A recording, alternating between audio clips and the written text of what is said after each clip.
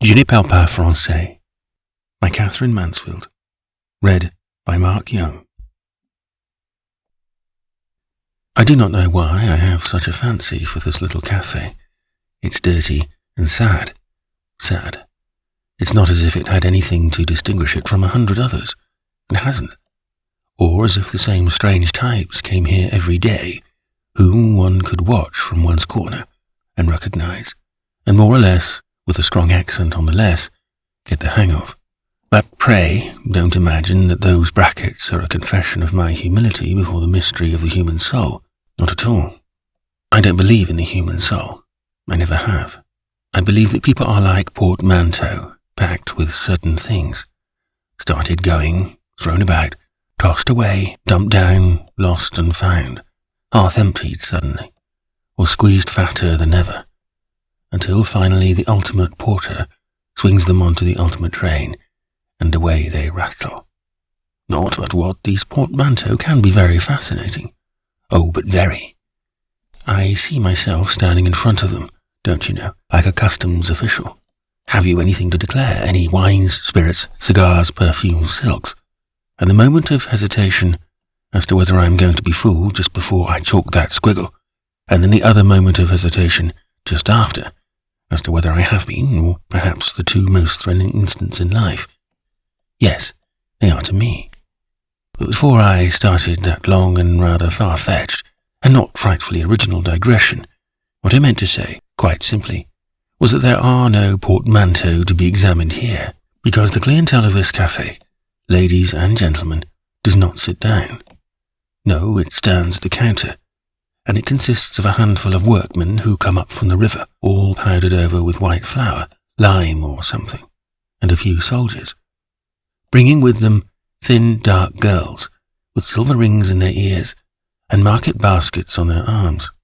Madam is thin and dark too, with white cheeks and white hands. In certain lights she looks quite transparent, shining out of her black shawl with an extraordinary effect.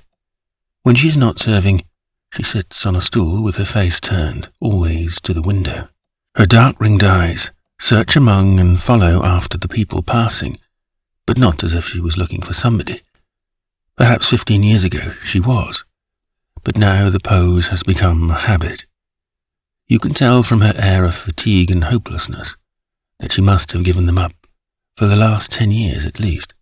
And then there is the waiter, not pathetic, decidedly not comic, never making one of those perfectly insignificant remarks which amaze you so coming from a waiter, as though the poor wretch were a sort of cross between a coffee pot and a wine bottle, and not expected to hold so much as a drop of anything else. He is grey, flat-footed, and withered, with long, brittle nails that set your nerves on edge, while he scrapes up your 2 sous. When he is not smearing over the table or flicking at a dead fly or two, he stands with one hand on the back of a chair, in his far too long apron, and over his other arm, the 3-cornered dip of dirty napkin, waiting to be photographed in connection with some wretched murder. Interior of cafe, where body was found. You've seen him hundreds of times. Do you believe that every place has its hour of the day, when it really does come alive? That's not exactly what I mean. It's more like this. There does seem to be a moment when you realize that, quite by accident, you happen to have come onto the stage at exactly the moment you were expected. Everything is arranged for you, waiting for you. Master of the situation. You fill with important breath, and at the same time you smile, secretly, slyly, because life seems to be opposed to granting you these entrances, seems indeed to be engaged in snatching them from you and making them impossible, keeping you in the wings until it is too late, in fact. Just for once, you've beaten the old hag. I enjoyed one of these moments the first time I ever came in here. That's why I keep coming back, I suppose. Revisiting the scene of my triumph, or the scene of the crime where I had the old bitch by the throat for once and did what I pleased with her. Query. Why am I so bitter against life? And why do I see her as a rag-picker on the American cinema, shuffling along wrapped in a filthy shawl with her old claws crooked over a stick? Answer. The direct result of the American cinema acting upon a weak mind. Anyhow, The short winter afternoon was drawing to a close, as they say, and I was drifting along, either going home or not going home, when I found myself in here, walking over to this seat in the corner. I hung up my English overcoat and grey felt hat on that same peg behind me, and after I had allowed the waiter time for at least 20 photographers to snap their fill of him, I ordered a coffee. He poured me out a glass of the familiar purplish stuff with a green wandering light playing over it, and shuffled off. And I sat pressing my hands against the glass, because it was bitterly cold outside. Suddenly, I realized that quite apart from myself, I was smiling.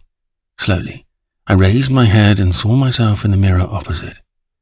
Yes, there I sat, leaning on the table, smiling my deep, sly smile, the glass of coffee with its vague plume of steam before me, and beside it, the ring of white saucer with 2 pieces of sugar. I opened my eyes very wide. There I had been for all eternity, as it were, and now at last I was coming to life. It was very quiet in the cafe. Outside one could just see through the dusk that it had begun to snow. One could just see the shapes of horses and carts and people, soft and white, moving through the feathery air. The waiter disappeared and reappeared with an armful of straw.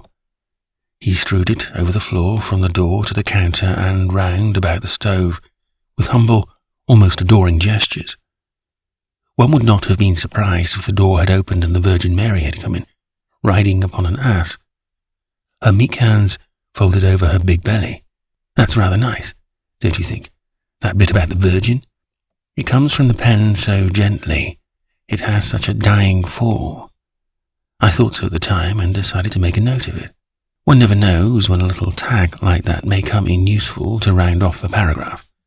So, taking care to move as little as possible, because the spell was still unbroken, you know that?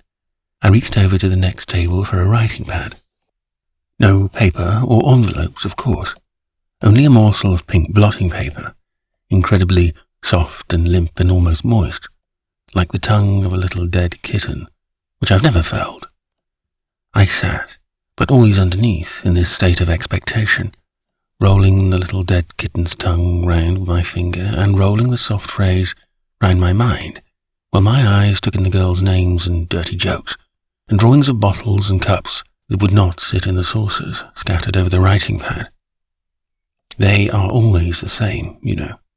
The girls always have the same names. The cups never sit in the saucers. All the hearts are stuck and tied up with ribbons.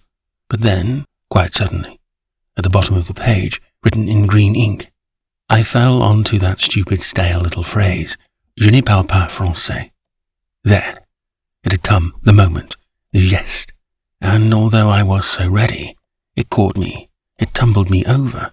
I was simply overwhelmed, and the physical feeling was so curious, so particular. It was as if all of me, except my head and arms, all of me that was under the table, had simply dissolved, melted, turned into water. Just my head remained, and 2 sticks of arms pressing onto the table. But the agony of that moment. How can I describe it? I didn't think of anything. I didn't even cry out to myself. Just for one moment I was not. I was agony, agony, agony. Then it passed, and the very second after I was thinking, good God, am I capable of feeling as strongly as that? But I was absolutely unconscious. I hadn't a phrase to meet it with. I was overcome. I was swept off my feet. I didn't even try, in the dimmest way, to put it down. And up I puffed and puffed, blowing off finally with, after all, I must be first-rate. No second-rate mind could have experienced such an intensity of feeling, so purely. The waiter has touched a spill at the red stove and lighted a bubble of gas under a spreading shade. No use looking out of the window, madame. It is quite dark now. Your white hands hover over your dark shawl. They are like 2 birds that have come home to roost. They are restless, restless. You tuck them, finally, under your warm little armpits. Now the waiter has taken a long pole and clashed the curtains together. All gone, as children say. And besides, I've no patience with people who can't let go of things, who will follow after and cry out, when a thing's gone, it's gone. It's over and done with. Let it go then. Ignore it and comfort yourself. If you do want comforting with the thought that you never do recover the same thing that you lose, it's always a new thing. The moment it leaves you, it's changed. Why, that's even true of a hat you chase after. And I don't mean superficially, I mean profoundly speaking. I have made it a rule of my life never to regret and never to look back. Regret is an appalling waste of energy, and no one who intends to be a writer can afford to indulge in it. You can't get it into shape. You can't build on it. It's only good for wallowing in. Looking back, of course, is equally fatal to art. It's keeping yourself poor. Art can't and won't stand poverty. Je ne parle pas français. Je ne parle pas français. All the while I wrote that last page, my other self has been chasing up and down out in the dark there. It left me just when I began to analyze my grand moment, dashed off distracted like a lost dog who thinks at last, he hears the familiar step again. Mouse, mouse, where are you? Are you near? Is that you, leaning from the high window and stretching out your arms for the wings of the shutters? Are you this soft bundle moving towards me through the feathery snow? Are you this little girl pressing through the swing doors of the restaurant? Is that your dark shadow bending forward in the cab? Where are you? Where are you? Which way must I turn? Which way shall I run? And every moment, I stand here hesitating. You are farther away again. Mouse! Mouse! Now the poor dog has come back into the cafe, his tail between his legs, quite exhausted. It was a false alarm. She's nowhere to be seen. Lie down then. Lie down. Lie down. My name is Raoul Duquette. I am 26 years old and a Parisian, a true Parisian. About my family, it really doesn't matter. I have no family. I don't want any. I never think about my childhood. I've forgotten it. In fact, there's only one memory that stands out at all. That is rather interesting, because it seems to me now so very significant as regards myself from the literary point of view. It is this. When I was about 10, our laundress was an African woman, very big, very dark, with a check handkerchief over her frizzy hair. When she came to our house, she always took particular notice of me, and after the clothes had been taken out of the basket, she would lift me up into it and give me a rock while I held tight to the handles and screamed for joy and fright. I was tiny for my age and pale, with a lovely little half-open mouth, I feel sure of that. One day, when I was standing at the door, watching her go, she turned round and beckoned to me, nodding and smiling in a strange secret way. I never thought of not following. She took me into a little outhouse at the end of the passage, caught me up in her arms, and began kissing me. Those kisses, especially those kisses inside my ears that nearly deafened me. When she set me down, she took from her pocket a little round fried cake covered with sugar, and I reeled along the passage back to our door. As this performance was repeated once a week, it is no wonder that I remember it so vividly. Besides, from that very first afternoon, my childhood was, to put it prettily, kissed away. I became very languid, very caressing and greedy beyond measure, and so quickened, so sharpened, I seemed to understand everybody and be able to do what I liked with everybody. I suppose I was in a state of more or less physical excitement, and that was what appealed to them. For all Parisians are more than half, well, enough of that. And enough of my childhood, too. Bury it under a laundry basket, instead of a shower of roses and passons ultra. I date myself from the moment that I became the tenant of a small bachelor flat on the 5th floor of a tall, not too shabby house, in a street that might or might not be discreet. Very useful, that. There I emerged, came out into the light and put out my 2 horns with a study and a bedroom and a kitchen on my back, and real furniture planted in the rooms. In the bedroom a wardrobe with a long glass, a big bed covered with a yellow puffed-up quilt, a bed table with a marble top, and the toilet set sprinkled with tiny apples. In my study, English writing table with drawers, writing chair with leather cushions, books, armchair, side table with paper knife, and lamp on it and some nude studies on the walls. I didn't use the kitchen except to throw old papers into. I can see myself that first evening, after the furniture men had gone and I'd managed to get rid of my atrocious old concierge, walking about on tiptoe, arranging and standing in front of the glass with my hands in my pockets and saying to that radiant vision, I am a young man who has his own flat. I write for 2 newspapers. I am going in for serious literature. I am starting a career. The book that I shall bring out will simply stagger the critics. I am going to write about things that have never been touched before. I am going to make a name for myself as a writer about the submerged world, but not as others have done before me. Oh, no. Very naively, with a sort of tender humour, and from the inside, as though it were all quite simple, quite natural. I see my way quite perfectly. Nobody has ever done it as I shall do it, because none of the others have lived my experiences. I'm rich. All the same, I had no more money than I have now. It's extraordinary how one can live without money. I have quantities of good clothes, silk underwear, 2 evening suits, 4 pairs of patent leather boots with light uppers, all sorts of little things like gloves and powder boxes, and a manicure set, perfumes, very good soap, and nothing is paid for. If I find myself in need of right-down cash, well, there's always an African laundress and an outhouse. And I am very frank and bon enfant about plenty of sugar on the little fried cake afterwards. And here I should like to put something on record, not from any strutting conceit, but rather with a mild sense of wonder. I've never yet made the first advances to any woman.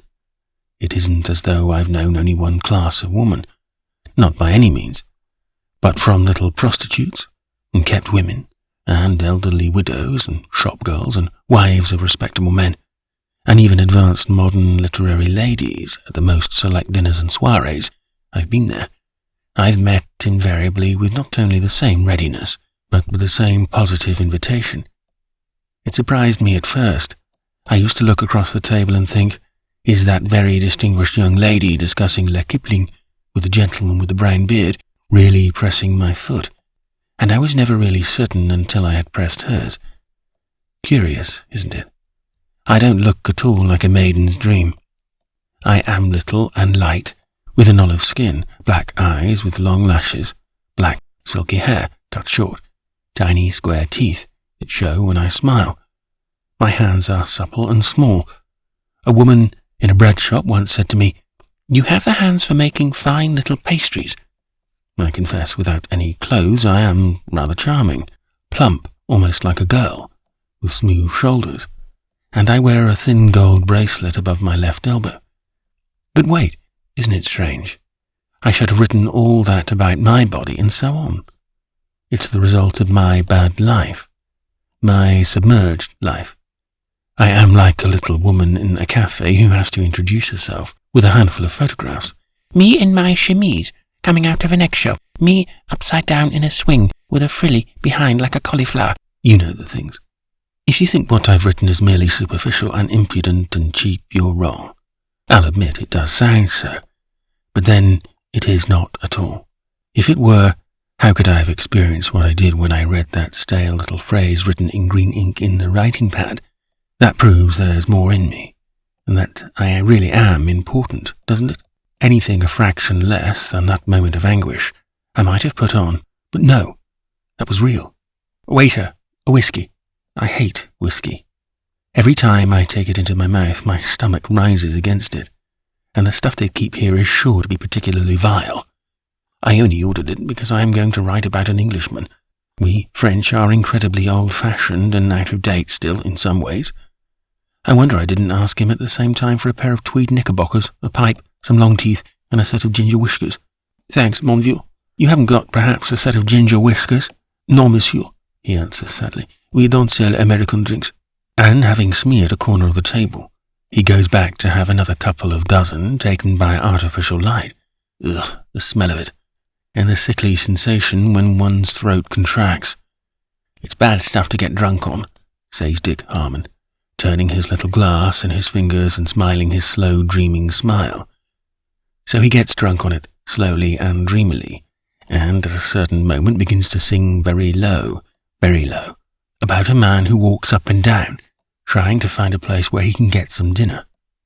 Ah, how I love that song, and how I love the way he sang it, slowly, in a dark, soft voice. There was a man walked up and down to get a dinner in the town. It seemed to hold, in its gravity and muffled measure, all those tall grey buildings, those fogs, those endless streets, those sharp shadows of policemen that mean England. And then the subject, the lean, starved creature, walking up and down with every house barred against him because he had no home. How extraordinary English that is. I remember that it ended where he did at last find a place and ordered a little cake of fish. But when he asked for bread, the waiter cried contemptuously in a loud voice, "We don't serve bread with one fishbowl." What more do you want? How profound those songs are! There is the whole psychology of a people. And how un-French, how un-French! Once more, Deke, once more, I would plead, clasping my hands and making a pretty mouth at him. He was perfectly content to sing it forever. There again, even with Dick, it was he who made the first advances. I met him at an evening party given by the editor of a new review. It was a very select, very fashionable affair. One or two of the older men were there, and the ladies were extremely comme il faut.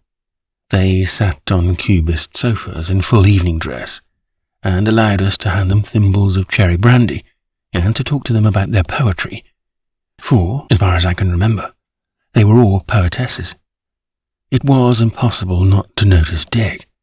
He was the only Englishman present, and instead of circulating gracefully round the room, as we all did, he stayed in one place, leaning against the wall, his hands in his pockets, that dreamy half-smile on his lips, and replying in excellent French in his low, soft voice to anybody who spoke to him. Who is he? An Englishman from London, a writer, and he is making a special study of modern French literature. That was enough for me. My little book, False Coins, had just been published. I was a young, serious writer who was making a special study of modern English literature. But I really had not time to fling my line before he said, giving himself a soft shake, coming right out of the water after the bait, as it were, "Won't you come and see me at my hotel? Come about 5 o'clock, and we can have a talk before going out to dinner." Enchanted. I was so deeply, deeply flattered that I had to leave him then and there to preen myself before the cubist sofas. What a catch! An Englishman, reserved, serious, making a special study of French literature.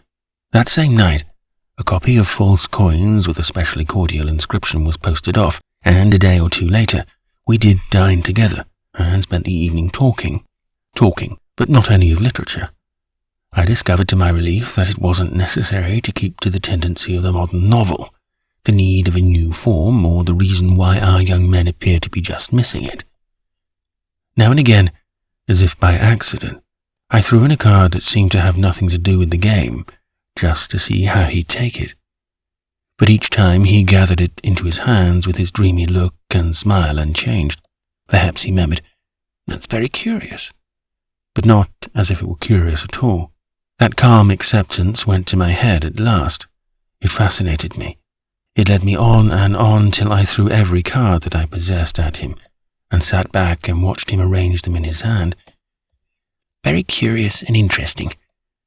By that time we were both fairly drunk, and he began to sing his song very soft, very low, about the man who walked up and down seeking his dinner. But I was quite breathless at the thought of what I had done. I had shown somebody both sides of my life, told him everything as sincerely and truthfully as I could, taken immense pains to explain things about my submerged life that really were disgusting and never could possibly see the light of literary day. On the whole, I had made myself out far worse than I was, more boastful, more cynical, more calculating. And there sat the man I had confided in, singing to himself and smiling. It moved me so that real tears came into my eyes. I saw them glittering on my long silky lashes, so charming. After that, I took Dick about with me everywhere, and he came to my flat and sat in the armchair, very indolent, playing with the paper knife. I cannot think why his indolence and dreaminess always gave me the impression he had been to sea, and all his leisurely, slow ways seemed to be allowing for the movement of the ship. This impression was so strong that often when we were together, and he got up and left the little woman just when she did not expect him to get up and leave her, but quite the contrary, I would explain, "He can't help it, baby. He has to go back to his ship," and I believed it far more than she did. All the while we were together, Dick never went with the woman. I sometimes wondered whether he wasn't completely innocent. Why didn't I ask him? Because I never did ask him anything about himself. But late one night he took out his pocketbook, and a photograph dropped out of it. I picked it up and glanced at it before I gave it to him. It was of a woman, not quite young, dark, handsome, wild-looking, but so full in every line of a kind of haggard pride that even if Dick had not stretched out so quickly, I wouldn't have looked longer. "Out of my sight, you little perfumed fox terrier of a Frenchman," said she. In my very worst moments, my nose reminds me of a fox terrier's. "That is my mother," said Dick, putting up the pocketbook. But if he had not been Dick, I should have been tempted to cross myself just for fun. This is how we parted. As we stood outside his hotel one night waiting for the concierge to release the catch of the outer door, he said, looking up at the sky, "I hope it will be fine tomorrow. I am leaving for England in the morning." "You're not serious?" "Perfectly. I have to get back. I've some work to do that I can't manage here." "But have you made all your preparations?" "Preparations?" He almost grinned. "I've none to make." "But, enfin, Dick, England is not the other side of the boulevard." "It isn't much farther off," said he. "Only a few hours, you know." The door cracked open. "Oh, I wish I'd known at the beginning of the evening." I felt hurt. I felt as a woman must feel when a man takes out his watch and remembers an appointment that cannot possibly concern her, except that its claim is the stronger. "Why didn't you tell me?" He put out his hand and stood, lightly swaying upon the step as though the whole hotel were a ship, and the anchor weighed. "I forgot. Truly I did. But you'll write, won't you? Good night, old chap. I'll be over again one of these days." And then I stood on the shore alone, more like a little fox terrier than ever. But after all, it was you who whistled to me, you who asked me to come. What a spectacle I've cut wagging my tail and leaping round you, only to be left like this while the boat sails off in its slow, dreamy way. Curse these English. No, this is too insolent altogether. Who do you imagine I am? A little paid guide to the night pleasures of Paris? No, monsieur. I am a young writer, very serious and extremely interested in modern English literature. And I have been insulted. 2 days after came a long, charming letter from him, written in French that was a shade too French, but saying how he missed me and counted on our friendship, on keeping in touch. I read it standing in front of the, unpaid-for, wardrobe mirror. It was early morning. I wore a blue kimono embroidered with white birds, and my hair was still wet. It lay on my forehead, wet and gleaming. "Portrait of Madame Butterfly," said I, on hearing the arrival of Sir Cher Pinkerton. According to the books, I should have felt immensely relieved and delighted. Going over to the window, he drew apart the curtains and looked out at the Paris trees, just breaking into buds and green. Dick, my English friend."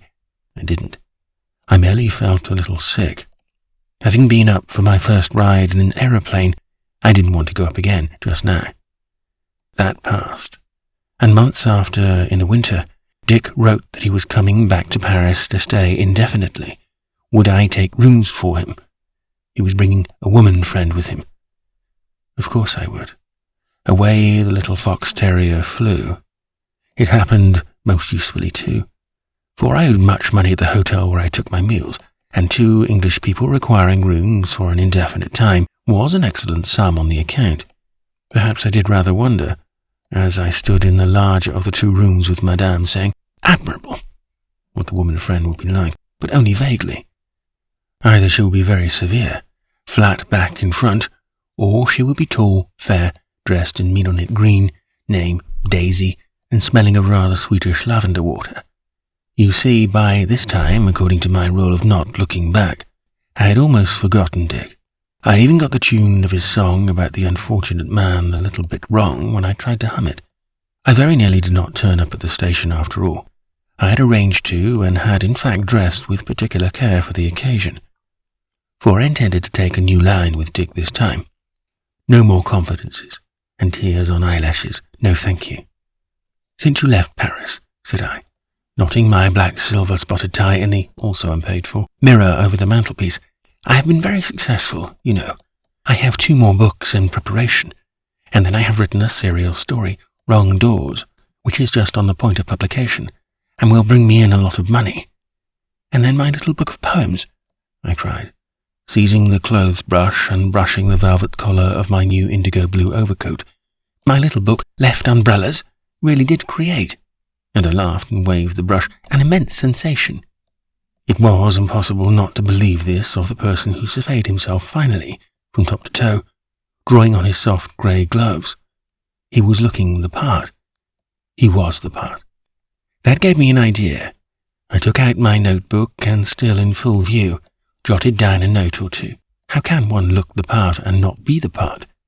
Or be the part and not look it? Isn't looking being? Or being looking? At any rate, who is to say that it is not?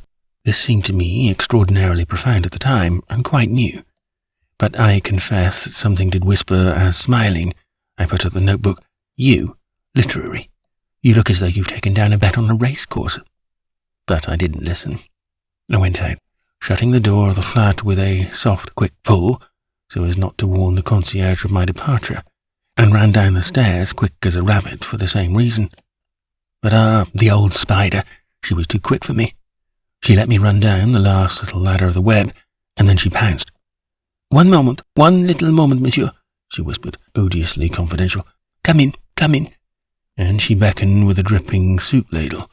I went to the door, but that was not good enough. Right inside, and the door shut before she would speak. There are 2 ways of managing your concierge if you haven't any money. One is to take the high hand, make her your enemy, bluster, refuse to discuss anything. The other is to keep in with her, butter her up to the 2 knots of the black rag, tying up her jaws, pretending to confide in her, and rely on her to arrange with the gas man and to put off the landlord. I tried the second, but both are equally detestable and unsuccessful. At any rate, whichever you're trying is the worst, the impossible one. It was the landlord this time. Imitation of the landlord by the concierge threatening to toss me out. Imitation of the concierge by the concierge taming the wild bull. Imitation of the landlord, rampant again, breathing in the concierge's face. I was the concierge. No, it was too nauseous, and all the while the black pot on the gas ring bubbling away, stewing out the hearts and livers of every tenant in the place. Ah, I cried, staring at the clock on the mantelpiece, and then, realizing that it didn't go, striking my forehead as though the idea had nothing to do with it. Madame, I have a very important appointment with the director of my newspaper at 9:30. Perhaps tomorrow I shall be able to give you...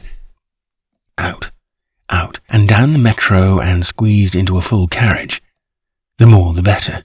Everybody was 1 bolster the more between me and the concierge. I was radiant. Pardon, monsieur, said the tall, charming creature in black with a big full bosom and a great bunch of violets dropping from it. As the train swayed, it thrust the bouquet right into my eyes. Pardon, monsieur. But I looked up at her, smiling mischievously. There is nothing I love more, madam, than flowers on a balcony. At the very moment of speaking, I caught sight of the huge man in a fur coat against whom my charmer was leaning. He poked his head over her shoulder, and he went white to the nose. In fact, his nose stood out a sort of cheese green. What was that you said to my wife? Gare Saint-Lazare saved me. But you'll own that even as the author of False Coins, Wrong Doors, Left Umbrellas, and 2 in preparation, it was not too easy to go on my triumphant way. At length, after countless trains had steamed into my mind, and countless Dick Harmons had come rolling towards me, the real train came. The little knot of us, waiting at the barrier, moved up close, craned forward, and broke into cries as though we were some kind of many-headed monster, and Paris behind us nothing but a great trap we had set to catch these sleepy innocents. Into the trap they walked, and were snatched and taken off to be devoured. Where was my prey? Good God! My smile and my lifted hand fell together, For one terrible moment I thought this was the woman of the photograph, Dick's mother, walking towards me in Dick's coat and hat. In the effort, and you saw what an effort it was, to smile, his lips curled in just the same way, and he made for me haggard and wild and proud. What had happened? What could have changed him like this? Should I mention it? I waited for him and was even conscious of venturing a fox terrier wag or two to see if he could possibly respond in the way I said, "Good evening, Dick. How are you, old chap? All right? All right? All right?" He almost gasped. "You've got the rooms?" 20 times, good God. I saw it all. Light broke on the dark waters, and my sailor hadn't been drowned. I almost turned a somersault with amusement. It was nervousness, of course. It was embarrassment. It was the famous English seriousness. What fun I was going to have. I could have hugged him. "Yes, I've got the rooms," I nearly shouted. "But where is Madame?" "She's been looking after the luggage," he panted. "Here she comes now." Not this baby walking beside the old porter as though he were a nurse and had just lifted her out of her ugly perambulator while he trundled the boxes on it. "And she's not Madame," said Nick, drawling suddenly. At that moment she caught sight of him and hailed him with her minute muff. She broke away from her nurse and ran up and said something very quick in English, but he replied in French. "Oh, very well, I'll manage." But before he turned to the porter, he indicated me with a vague wave and muttered something. We were introduced.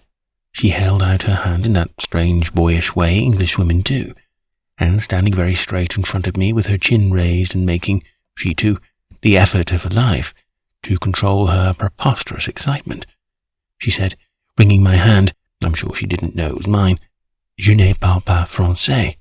"But I'm sure you do," I answered, so tender, so reassuring. I might have been a dentist about to draw her first little milk tooth. "Of course she does," Dick swerved back to us. "Here, can't we get a cab or taxi or something? We don't want to stay in this cursed station all night, do we?" This was so rude that it took me a moment to recover, and he must have noticed, for he flung his arm round my shoulder in the old way, saying, "Forgive me, old chap, but we've had such a loathsome, hideous journey. We've taken years to come, haven't we?" to her. But she did not answer. She bent her head and began stroking her grey muff. She walked beside us, stroking her grey muff all the way. Have I been wrong? Thought I. Is this simply a case of frenzied impatience on their part? Are they merely in need of a bed, as we say? Have they been suffering agonies on the journey, sitting perhaps very close and warm under the same travelling rug, and so on, while the driver strapped on the boxes? That done, look here, Dick. I go home by metro. Here is the address of your hotel. Everything is arranged. Come and see me as soon as you can. Upon my life, I thought he was going to faint. He went white to the lips. "But you're coming back with us," he cried. "I thought it was all settled. Of course you're coming back. You're not going to leave us." No, I gave it up. It was too difficult, too English for me. Certainly, delighted. I only thought perhaps—" "You must come," said Dick to the little fox terrier, and again he made that big awkward turn towards her. "Get in, Mouse." And Mouse got in the black hole and sat stroking Mouse too and not saying a word. Away we jolted and rattled like 3 little dice that life had decided to have a fling with.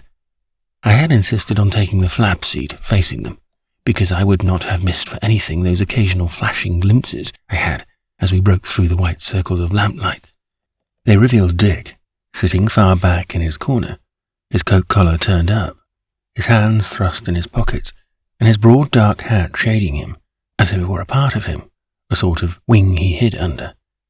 They showed her, sitting up very straight, her lovely little face more like a drawing than a real face. Every line was so full of meaning and so sharp cut against the swimming dark. For Mouse was beautiful. She was exquisite, but so fragile and fine that each time I looked at her, it was as if for the first time. She came upon you with the same kind of shock that you feel when you have been drinking tea out of a thin, innocent cup, and suddenly at the bottom you see a tiny creature, half butterfly, half woman, bowing to you with her hands in her sleeves. As far as I could make out, she had dark hair and blue or black eyes. Her long lashes and the 2 little feathers traced above were most important.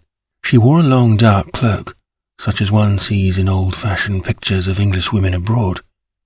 Where her arms came out of it, there was grey fur round her neck too, and her close-fitting cap was furry.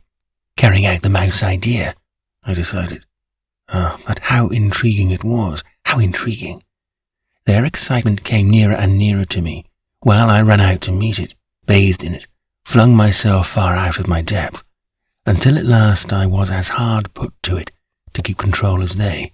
But what I wanted to do was to behave in the most extraordinary fashion, like a clown, to start singing, with large extravagant gestures, to point out of the window and cry, "We are now passing, ladies and gentlemen, one of the sights for which Notre Paris is justly famous," to jump out of the taxi while it was going, climb over the roof and dive in by another door, to hang out of the window and look for the hotel through the wrong end of a broken telescope, which was also a peculiarly ear-splitting trumpet. I watched myself do all of this, you understand, and even managed to applaud in a private way by putting my gloved hands gently together, while I said to Mouse, "And is this your first time to Paris?"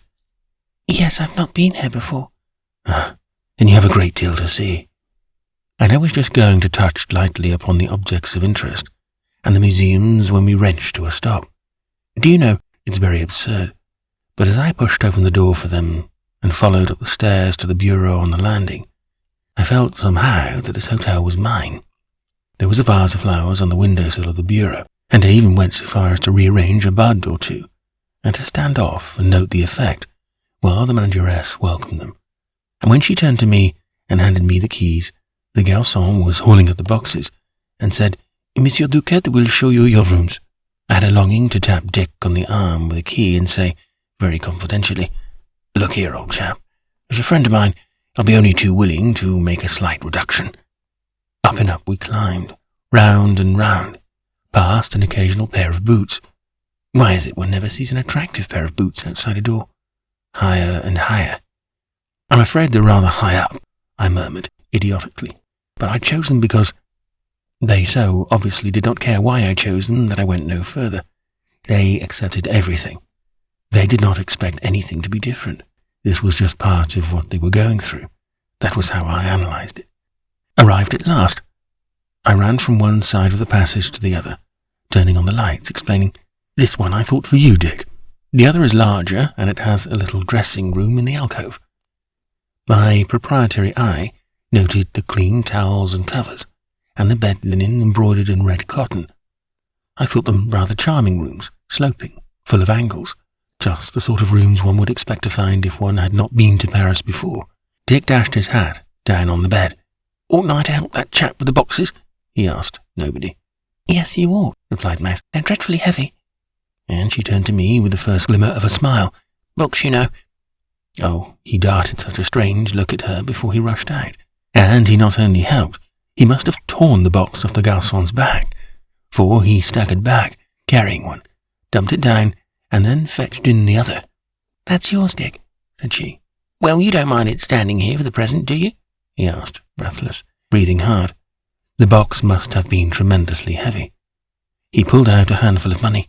"I suppose I ought to pay this chap." The garçon, standing by, seemed to think so too. "And will you require anything further, monsieur?" No," said Dick impatiently. But at that, Mouse stepped forward. She said, too deliberately not looking at Dick, with her quaint, clipped English accent, "Yes, I'd like some tea for 3. And suddenly she raised her muff as though her hands were clasped inside it, and she was telling the pale, sweaty garçon, by that action, that she was at the end of her resources. She cried out to him to save her with tea immediately. This seemed to me so amazingly in the picture, so exactly the gesture and cry that one would expect, though I couldn't have imagined it, to be wrung out of an Englishwoman faced with a great crisis, that I was almost tempted to hold up my hand in protest. No, enough, let us leave off there, at the word tea. For really, you've filled your greediest subscriber so full that he will burst if he has to swallow another word. It even pulled Dick up, like someone who has been unconscious for a long time. He turned slowly to Mouse and slowly looked at her with his tired, haggard eyes, and murmured with the echo of his dreamy voice, "Yes, that's a good idea. And then you must be tired, Mouse. Sit down." She sat down in a chair with lace tabs on the arms. He leaned against the bed, and I established myself on a straight-backed chair, crossed my legs and brushed some imaginary dust off the knees of my trousers, the Parisian at his ease. There came a tiny pause, then he said, "Won't you take off your coat, Mouse?" "No, thank you, not just now." Were they going to ask me, or should I hold up my hand and call out in a baby voice, "It's my turn to be asked"? No, I shouldn't. They didn't ask me. The pause became a silence, a real silence. "Come, my Parisian fox terrier, amuse these sad English. It's no wonder they are such a nation for dogs. But, after all, why should I? It was not my job, as they would say. Nevertheless, I made a vivacious little bound at Mouse. What a pity it is you did not arrive by daylight. There is such a charming view from these 2 windows. You know, the hotel is on a corner, and each window looks down an immensely long, straight street." "Yes," said she. "Not that that sounds very charming," I laughed, "but there is so much animation, so many absurd little boys on bicycles, and people hanging out of windows, and, oh well, you'll see for yourself in the morning. Very amusing, very animated." "Oh, yes," said she. If the pale, sweaty garçon had not come in at that moment, carrying the tea-tray high on one hand as if the cups were cannonballs, and he a heavyweight lifter on the cinema, he managed to lower it on to a round table. "Bring the table over here," said Mouse. The waiter seemed to be the only person she cared to speak to. She took her hands out of her muff, drew off her gloves, and flung back the old-fashioned cape. "Do you take milk and sugar?" "No milk, thank you, and no sugar." I went over for mine like a little gentleman. She poured out another cup. "That's for Dick," and the faithful fox terrier carried it across to him and laid it at his feet, as it were. "Oh, thanks," said Dick. And then I went back to my chair, and she sank back in hers. But Dick was off again. He stared wildly at the cup of tea for a moment, glanced round him, put it down on the bed-table, caught up his hat and stammered at full gallop. "Oh, by the way, do you mind posting a letter for me? I want to get it off by tonight's post. I must, it's very urgent." Feeling her eyes on him, he flung, "It's to my mother," to me. "I won't be long, I've got everything I want, but it must go off tonight. You don't mind? It won't take any time." "Of course, I'll post it. Delighted." "Won't you drink your tea first?" suggested Mouse softly. Tea. Tea, yes, of course, tea. A cup of tea on the bed-table. In his racing dream, he flashed the brightest, most charming smile at his little hostess. "No thanks, not just now." And, still hoping it would not be any trouble to me, he went out of the room and closed the door, and we heard him cross the passage. I scolded myself with mine in my hurry to take the cup back to the table, and to say as I stood there, "You must forgive me if I am impertinent, if I am too frank. But Dick hasn't tried to disguise it, has he? There is something in the matter. Can I help?" Soft music. Mouse gets up, walks the stage for a moment or so before she returns to her chair, and pours him out. Oh, such a brimming, such a burning cup, that the tears come into the friend's eyes while he sips, while he drains it to the bitter dregs. I had time to do all this before she replied. First, she looked in the teapot, filled it with hot water, and stirred it with a spoon. "Yes, there is something the matter. No, I'm afraid you can't help, thank you." Again, I got that glimmer of a smile. "I'm awfully sorry. It must be horrid for you." Horrid indeed. Why couldn't I tell her that it was months and months since I had been so entertained? "That you are suffering," I ventured softly, as though that was what I could not bear to see. She didn't deny it. She nodded and bit her underlip, and I thought I saw her chin tremble. "And there is really nothing I can do?" More softly still. She shook her head, pushed back the table, and jumped up.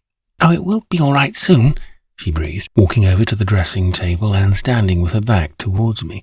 "It will be all right. It can't go on like this." "But of course it can't," I agreed, wondering whether it would look heartless if I lit a cigarette. I had a sudden longing to smoke. In some way she saw my hand move to my breast pocket, half draw out my cigarette case and put it back again, for the next thing she said was, "Matches in candlestick. I noticed them." And I heard from her voice that she was crying. Thank you. Yes, I found them." I lighted my cigarette and walked up and down, smoking. It was so quiet. It might have been 2:00 in the morning. It was so quiet you heard the boards creak and pop as one does in a house in the country. I smoked the whole cigarette and stabbed the end into my saucer, before Mouse turned round and came back to the table. "Isn't Dick being rather a long time?" "You are very tired. I expect you want to go to bed," I said kindly. "And pray don't mind me if you do," said my mind. "But isn't he being a very long time?" she insisted. I shrugged. "He is, rather." Then I saw she looked at me strangely. She was listening. "He's been gone ages," she said, and she went with little light steps to the door, opened it, and crossed the passage into his room. I waited. I listened too, now. I couldn't have borne to miss a word. She had left the door open. I stole across the room and looked after her. Dick's door was open too, but there wasn't a word to miss. You know, I had the mad idea that they were kissing in that quiet room, a long, comfortable kiss. One of those kisses that not only puts one's grief to bed, but nurses it, and warms it, and tucks it up, and keeps it fast enfolded until it is sleeping sound. Ah, how good that is! It was over at last. I heard someone move and tiptoed away. It was Mouse. She came back. She felt her way into the room carrying the letter for me, but it wasn't in an envelope. It was just a sheet of paper, and she held it by the corner as though it was still wet.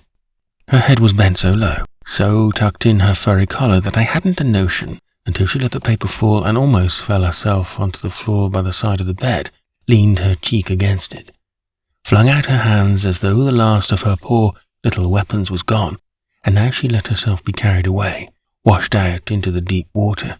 Flash, went my mind. Dick has shot himself. And then a succession of flashes while I rushed in, saw the body, head unharmed, small blue hole over temple, roused hotel, arranged funeral, attended funeral, closed cab, new morning coat. I stooped down and picked up the paper. And would you believe it? So ingrained is my Parisian sense of comme il faut, I murmured, "Pardon," before I read it. Mouse. My little Mouse. It's no good, it's impossible. I can't see it through. Oh, I do love you, I do love you. Mouse. But I can't hurt her. People have been hurting her all her life. I simply dare not give her this final blow. You see, though she's stronger than both of us. She's so frail and proud. It would kill her, Mouse. And, oh God, I can't kill my mother. Not even for you, not even for us. You do see that, don't you? It all seemed so possible when we talked and planned. But the very moment the train started, it was all over. I felt her drag me back to her, calling. I can hear her now as I write. And she's alone, and she doesn't know. A man would have to be a devil to tell her, and I'm not a devil, Mouse. She mustn't know. Oh, Mouse, somewhere in you, don't you agree? It's all so unspeakably awful that I don't know if I want to go or not. Do I? Or is Mother just dragging me? I don't know. My head is too tired. Mouse, what will you do? But I can't think of that either. I dare not. I break down, and I must not break down. All I've tried to do is just to tell you this and go. I couldn't have gone off without telling you. You'd have been frightened, and you must not be frightened. You won't, will you? I can't bear, but no more of that. And don't write. I shall not have the courage to answer your letters, and the sight of your spidery handwriting. Forgive me. Don't love me any more. Yes, love me, Dick. What do you think of that? Wasn't that a rare find? My relief at his not having shot himself was mixed with a wonderful sense of elation. I was even, more than even, with my, "That's very curious and interesting," Englishman. She wept so strangely, with her eyes shut, with her face quite calm except for the quivering eyelids. The tears purled down her cheeks, and she let them fall. But feeling my glance upon her, she opened her eyes and saw me holding the letter. "You've read it?" Her voice was quite calm, but it was not her voice any more. It was like the voice you might imagine coming out of a tiny cold seashell, swept high and dry at last by the salt tide. I nodded, quite overcome, you understand, and laid the letter down. "It's incredible, incredible," I whispered. At that she got up from the floor, walked over to the washstand, dipped her handkerchief into the jug, and sponged her eyes. "Oh, no, it's not incredible at all." And still pressing the wet ball to her eyes, she came back to me, to a chair with the lace tabs and sank into it. "I knew all along, of course," said the cold, salty little voice. "From the very moment that we started. I felt it all through me, but I still went on hoping." And here she took the handkerchief down and gave me a final glimmer. "As one so stupidly does, you know." "As one does." Silence. "But what will you do? You'll go back, you'll see him?" That made her sit right up and stare across at me. "What an extraordinary idea," she said, more coldly than ever. "Of course I shall not dream of seeing him. As for going back, that is quite out of the question. I can't go back." "But it's impossible. For one thing, all my friends think I am married." I put out my hand. "Ah, my poor little friend." But she shrank away. False move. Of course, here was one question that had been at the back of my mind all this time. I hated it. "Have you any money?" "Yes, I have £20, here." And she put her hand on her breast. I bowed. It was a great deal more than I had expected. "And what are your plans?" Yes, I know. My question was the most clumsy, the most idiotic one I could have put. She had been so tame, so confiding, letting me, at any rate spiritually speaking, hold her tiny, quivering body in one hand and stroke her furry head. And now I've thrown her away. Oh, I could have kicked myself. She stood up. "I have no plans, but it's very late. You must go now, please." How could I get her back? I wanted her back. I swear I was not acting then. "Do you feel that I am your friend?" I cried. "You will let me come tomorrow, early? You will let me look after you a little, take care of you a little? You'll use me just as you think fit?" I succeeded. She came out of her hole, timid, but she came out. "Yes, you're very kind. Yes, do come tomorrow. I shall be glad. It makes things rather difficult because—" And again I clasped her boyish hand. "Je ne parle pas français." Not until I was halfway down the boulevard did it come over me, the full force of it. Why? They were suffering, those two, really suffering. I have seen two people suffer as I don't suppose I ever shall again. Of course you know what to expect.